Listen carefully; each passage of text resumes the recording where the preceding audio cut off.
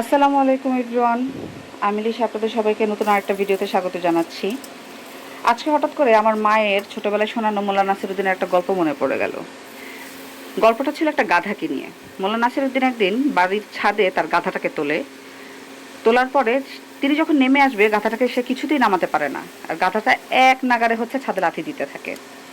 মোল্লা নাসিরুদ্দিন নিচে নেমে চিন্তা করতে থাকে, এই এত পুরনো জীর্ণশীর্ণ বাড়ির ছাদ লাথির কারণে ভেঙে যেতে পারে, গাধাটাও ব্যথা পাবে। সে উঠে গাধাটাকে নামাতে গেলে গাধা তো নামেই না, উল্টো মোল্লা নাসিরুদ্দিনকে লাথি দেয়। সে পড়ে ব্যথা পায়। কিছুক্ষণের মধ্যে ছাদ ভেঙে গাধাটাও পড়ে ব্যথা পায়, ছাদটাও ভেঙে যায়।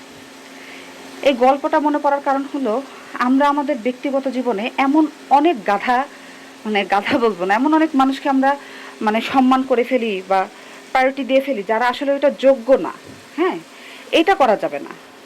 যে সত্যিই যোগ্য, যে সত্যিই প্রাপ্য, তাকেই করতে হবে। অহেতুক ওই গাধা কোয়ালিটির মানুষকে মাথায় তুলে নাচানো যাবে না। এতে করে কি হবে, আপনি ব্যক্তিগতভাবে আপনি নিজের সেলফ রেসপেক্ট নষ্ট করে ফেলবেন। আপনার সব কিছুই আমি বলবো যে এটা কখনোই উচিত না। মানুষ বুঝে সম্মান করতে হবে, মানুষ বুঝে প্রায়োরিটি দিতে হবে।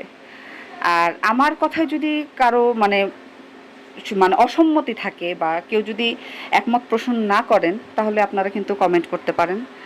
আর জানেনই তো বড় কাকা মারা গেছেন, কাকার জন্য সবাই দোয়া করবেন।